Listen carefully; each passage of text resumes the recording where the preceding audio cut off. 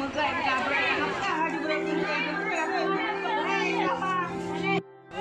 ini saya berada di Lama Melatanggung. Seperti yang anda lihat, saya ini sedang memasak apam atau tek apam. Kenduri ini dilaksanakan setahun sekali, sudah jadi tradisi di daerah Lama Melatanggung.